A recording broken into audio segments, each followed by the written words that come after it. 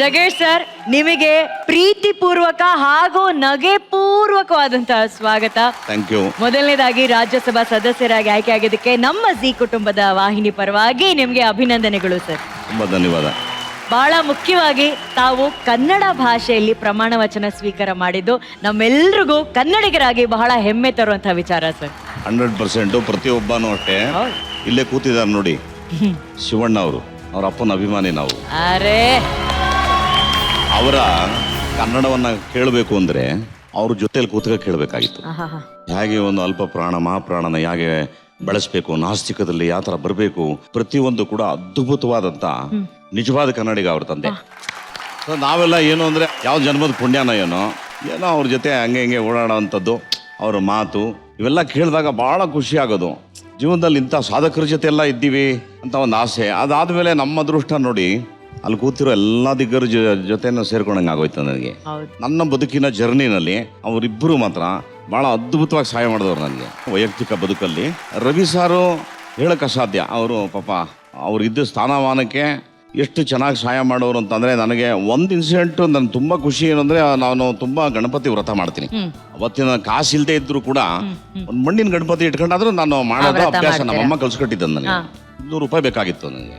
ಇವರು ಸ್ಟುಡಿಯೋ ಒಳಗಡೆ ಇದ್ದಾರೆ ಚಾಮುಂಡೇಶ್ವರಲ್ಲಿ. ಒಂದು ಕಾಲ್ ಹಿಂಗೆ ಈಚೆ ಇಡ್ತಾವ್ರೆ, ನಾನು ಇಲ್ಲಿ ರೈಟ್ ಸೈಡ್ ಅಲ್ಲಿ ನಿಂತ್ಕೊಂಡಿದ್ದೆ. ಏನೋ ಅಂತ ಅದೇ ಕದರ್ ಅವ್ರದ್ದು.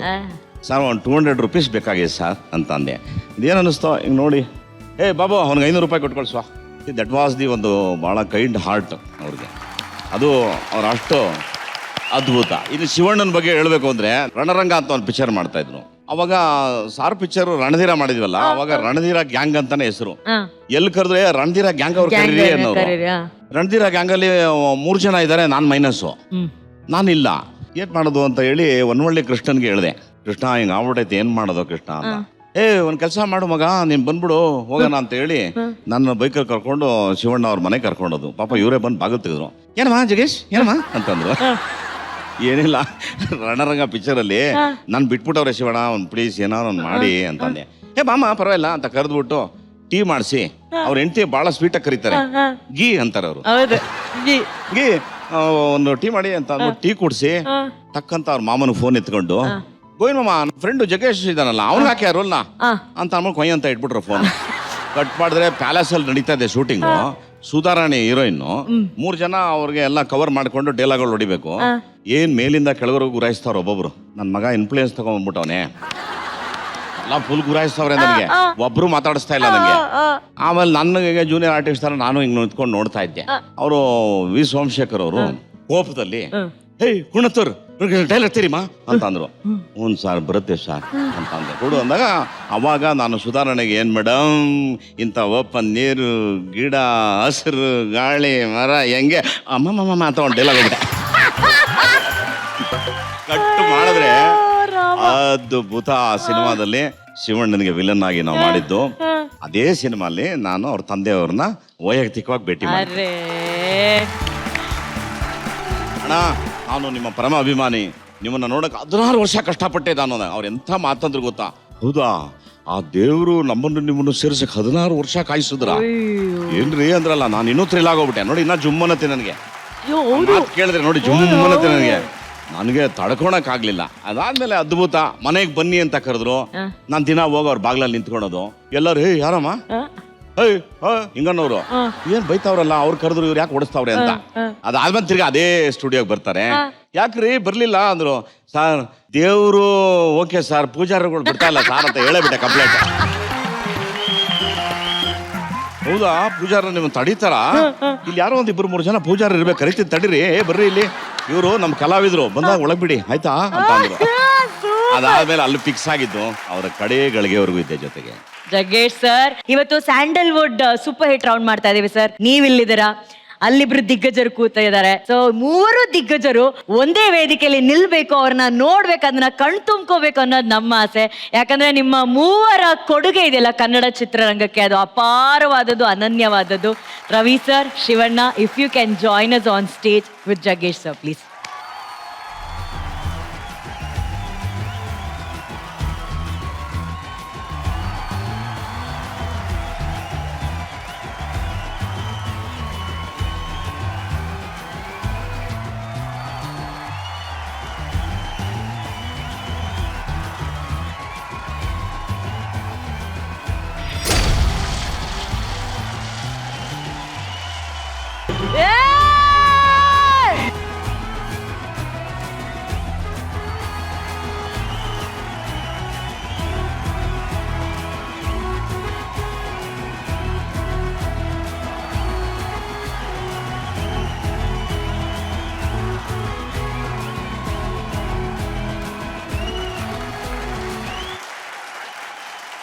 Thank you so much.